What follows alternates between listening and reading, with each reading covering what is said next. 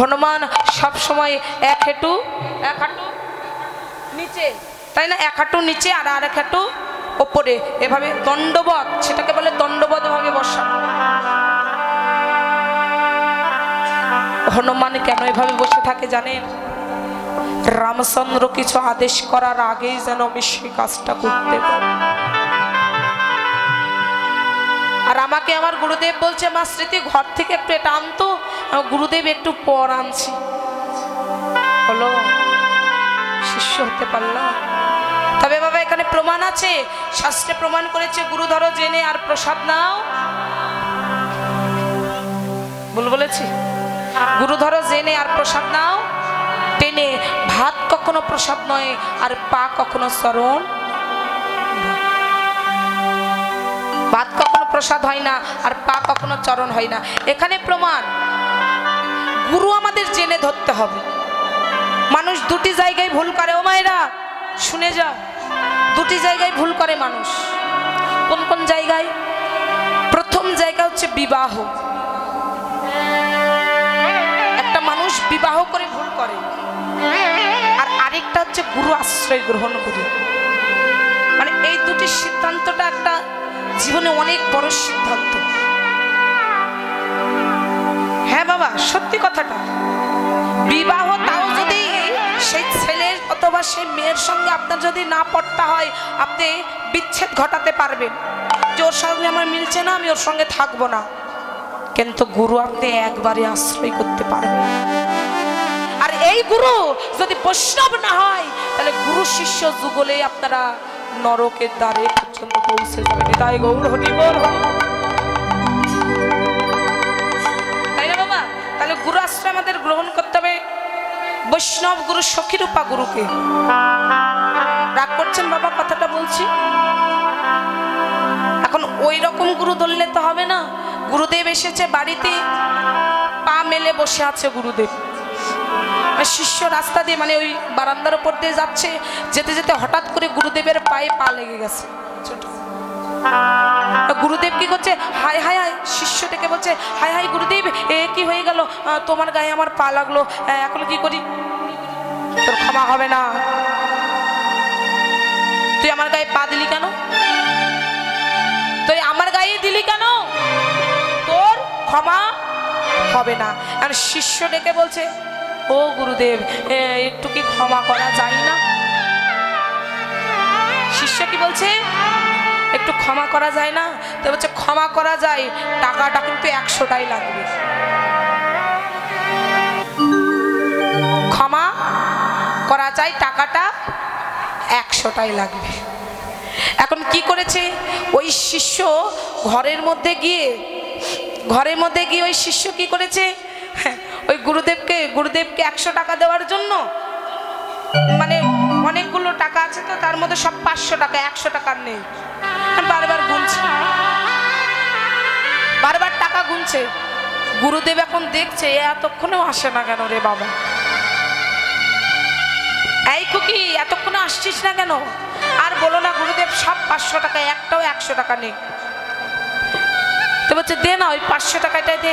আমি বললাম, 500 টাকা দেবো, 100 টাকা দিব তোমাকে, 500 টাকা দিব না। গুরুদেব ডেকে বলে, মা পা কয়টা মেরেছিস? মানে লাথি কয়টা মেরেছিস? কয়টা? একটা। বলে আরো 4টে মার, কিন্তু টাকাটা 500।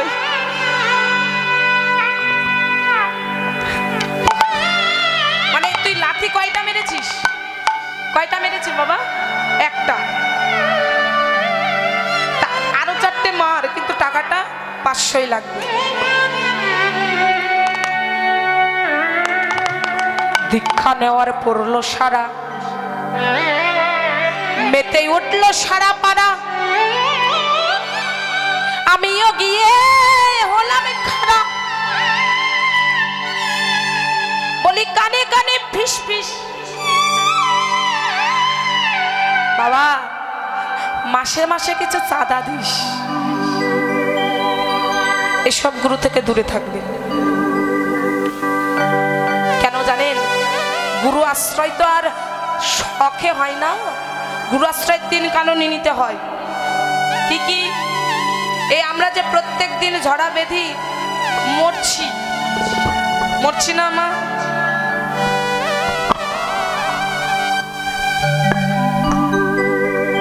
কামনা বাসনায় আচ্ছন্ন এই যে প্রত্যেকদিন মরছি, বাবা ইশারায় বলছি কথাগুলো বুঝে নেবে। এই ঝড়াবেদি মরণ থেকে মুক্তি লাভ করার জন্য আপন আপন শ্রী গুরুদেবের প্রয়োজন হয়। এটা হচ্ছে প্রথম কারণ। দ্বিতীয় কারণ,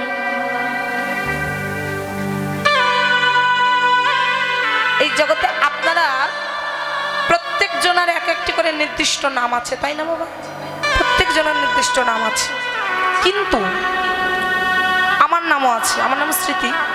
তা আপনি যদি 3.5 হাত দেহের মধ্যে বলেন যে মা তুই আমাকে স্মৃতিটুকু বাহির করে দেখা, কি করবো আমি? কি করবো?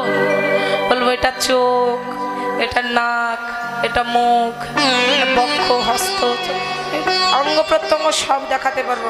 আচ্ছা আমি কি স্মৃতিটা বাহির করে দেখাতে পারবো? করিব? আগে আপনাকে চিনো, পরে গুরুকে মানো। দেহ পাশ করে আনো, দেহ পাশ না করিলে পড়িবে ফেরে, পারবি না পারে যেতে। ও নিরিগ বাঁধো দুই নয়নে। নিরিগ বাঁধতে বলছে কার সঙ্গে? বর্তমান যুগের ছেলে মেয়ের তো প্রেমের অভাব না, তাই এই প্রেমের সঙ্গে নিরিগ বাঁধতে বলছে না, নিরিগ বাঁধতে বলছে ভক্ত ভগবানের সঙ্গে, শিষ্য গুরুর সঙ্গে।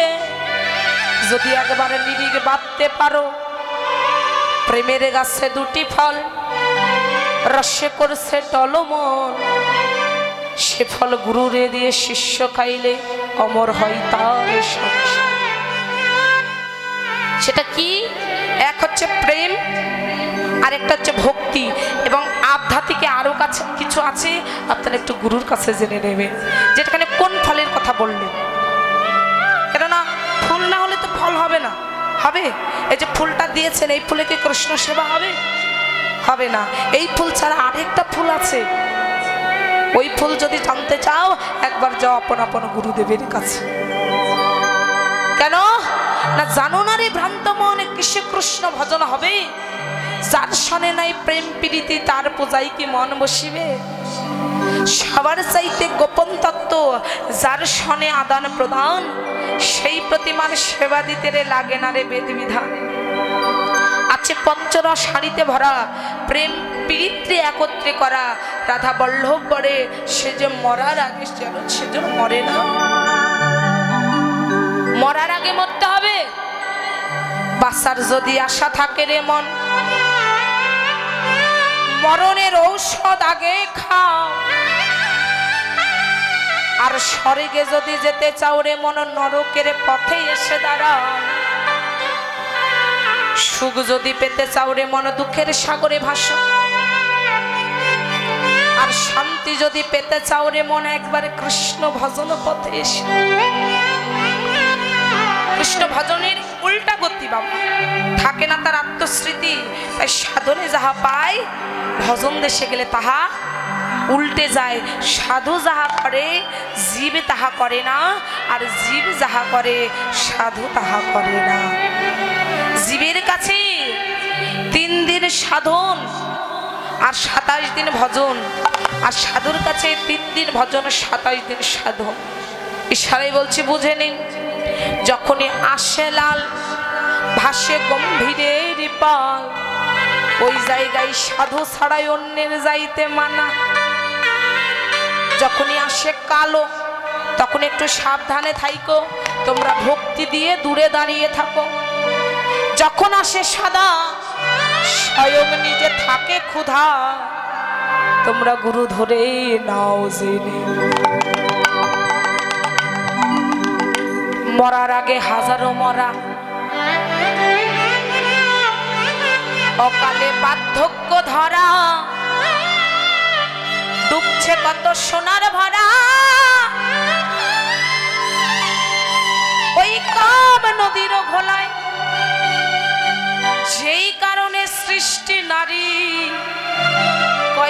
বা এই নারীকে চিনতে পারি? কামের আশায় বশবতী হচ্ছে অধগামী। আগুনের পাশে মোম দিলে, এর কত সুন্দর।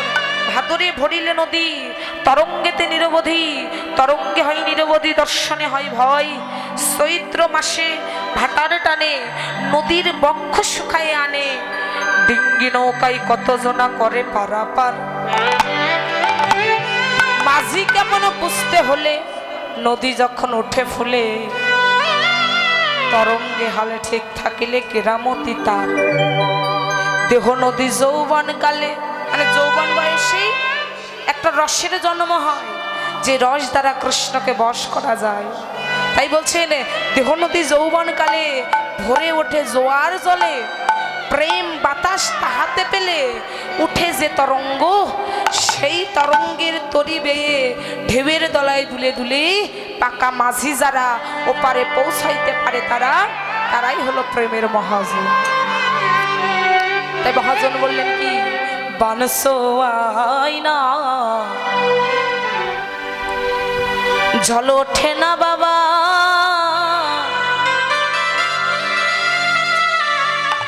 রসিক জোনার না।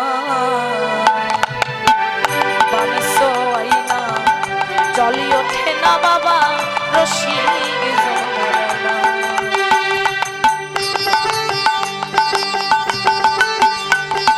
যারা রসিক তাদের বানসো আয়না জল ওঠে না, রসিকের নাও।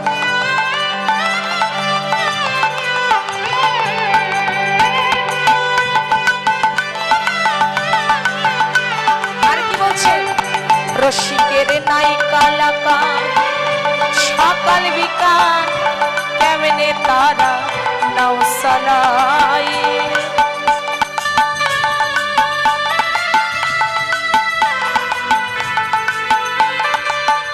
কত সুন্দর কথা। রসিকের নাই কালাকা সকাল বিকাল, ইচ্ছে মতো নাও সালাই, রসিক জোনার না।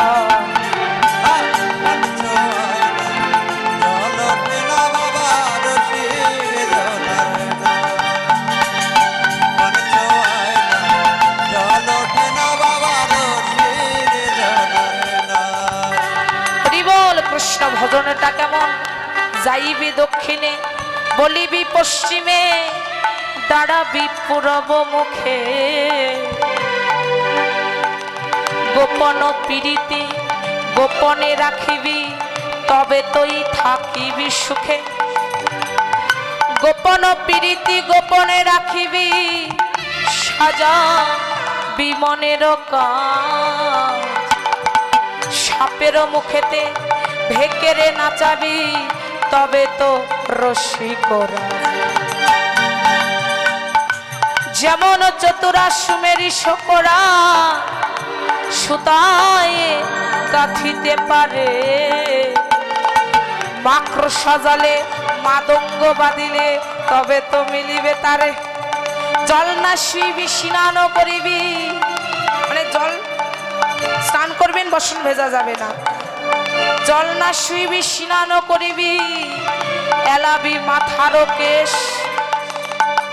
অন্তরস্থলে প্রাণী বাদী দিবে, না হে সুখ দুঃখ। তাই সব কবি কি বললেন? পঞ্চগতে রেশের ভরা। কত সুন্দর কথা বলছে দেখুন। যাদের দেহটা পঞ্চতত্ত্বে ভরা, পঞ্চরস কি কি? ক্ষিতি, অপ, তেজ, মরুদ, বোম।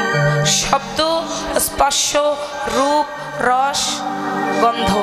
গৌর হচ্ছে শূন্য তত্ত্ব বা আকাশ তত্ত্ব, নিত্যানন্দ বায়ু তত্ত্ব বা বাতাস তত্ত্ব, অদ্বৈত অগ্নি তত্ত্ব, অদ্বৈত অগ্নি তত্ত্ব, আর গদাধর অপ তত্ত্ব বা জল তত্ত্ব, আর শ্রীবাস ক্ষিতি তত্ত্ব বা মাটি তত্ত্ব। তাই বৈষ্ণব কবি বলছেন, পঞ্চরস দেহ ভরা, পান করে সাধু যারা, সোনার মতো তার চেহারা, দেখা চিনে নিও, গুরুদেব কহিলে কিছু গোপন কথা কাউরে না কইও, হাতে তুলে দিলে কিছু প্রেমানন্দে খাই। যে রাধে এখানকার কমিটি ভক্তবৃন্দ, কারণ আমাদের প্রত্যেকের দেহের মধ্যে একটি অমূল্য বস্তু আছে, সেটা হচ্ছে মণি। এই মণিটাকে ধরে রাখা বা রক্ষা করার জন্য গুরু আশ্রয় গ্রহণ করা হয়। কেননা ওপর থেকে নিম্নে বহে তারে বলি ধারা, আর নিম্ন হইতে ঊর্ধ্ব বহে তারে বলি রাধা, তাই না? তাই সনাতনী শিক্ষায় মহাপ্রভু সনাতনীকে বলেছিলেন, সনাতন তিনটি কথা, নামে রুচি, জীবে দয়া আর বৈষ্ণব সেবন, ইহার অধিক ধর্ম নেই শোনো সনাতন। নামে রুচি আনতে হবে, জীবকে দয়া করতে হবে, আর বৈষ্ণব সেবা দিতে হবে।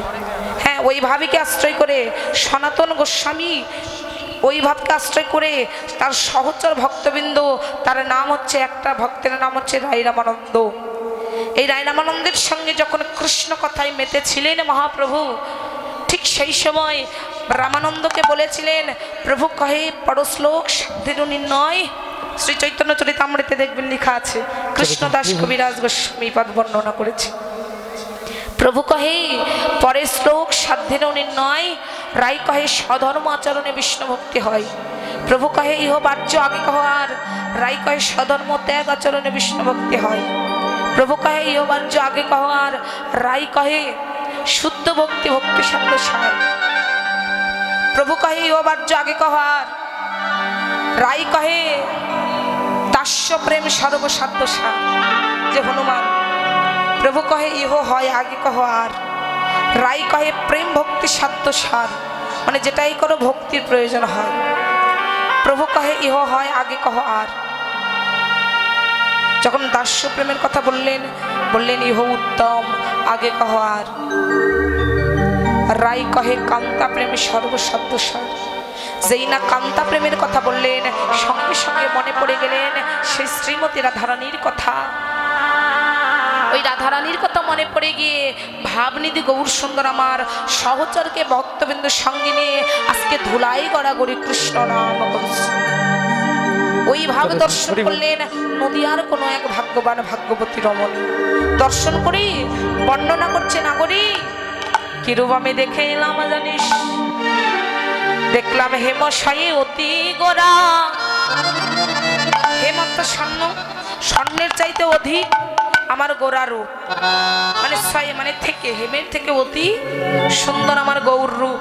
মানে রাধা কৃষ্ণ একাত্মা, দুই দেহ ধরি অননান্যে বিলাস শাস্বাদন করি, এবে দেহ মিলে হলো শ্রী চৈতন্য গোসাই, ভাব রস আস্বাদিতে দেহ এক কোঠায়।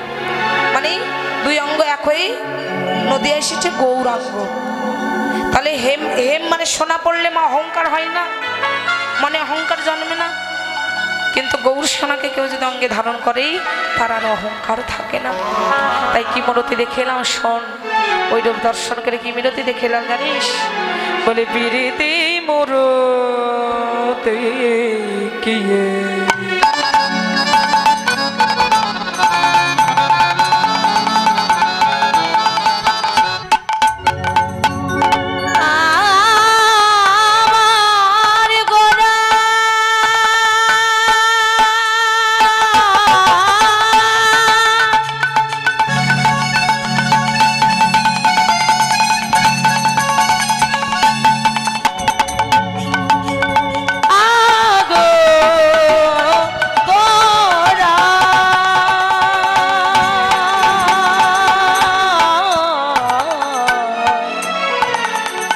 फिरती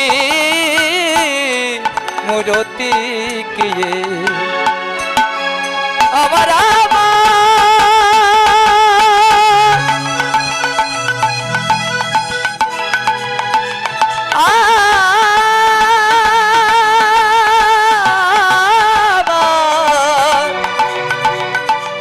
भावनी दी रसेर रसेर गोरा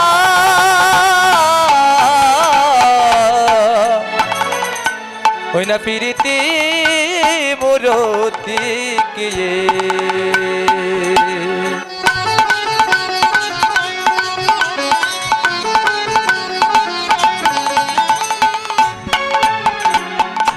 ওই না রূপ স্বরূপ ধর রে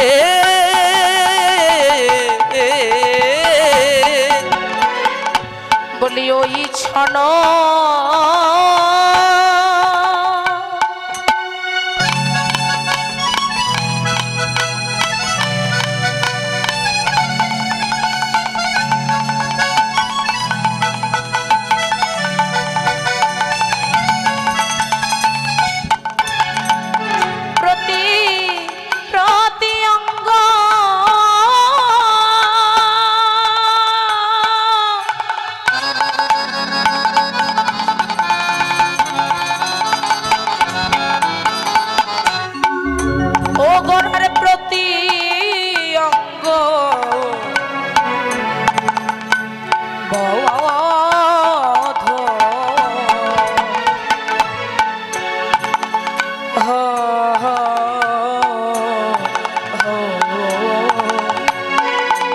বলি ওই ছন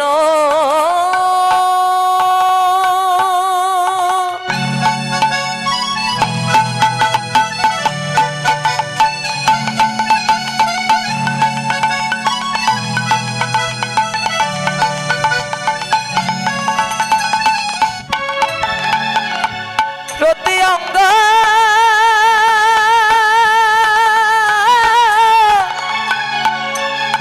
গোরার প্রতি অঙ্গ বন্ধ আজ ধরেছে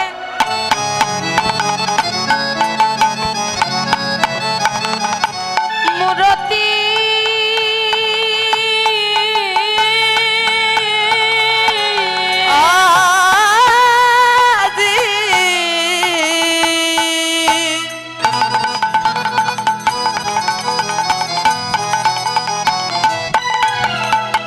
আজি ধরেছে মূরতি বলি তবে হবে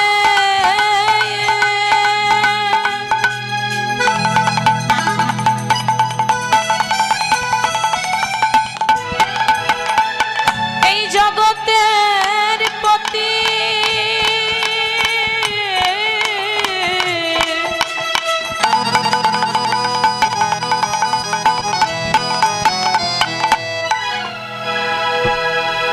আছি বল হরি বল হরি বলে তবে হবে জগৎপতি হরি বল হরি বলে তবে হবে জগৎপতি হরি বল হরি বলে ওই না ধরেছে বেশ, মূরতি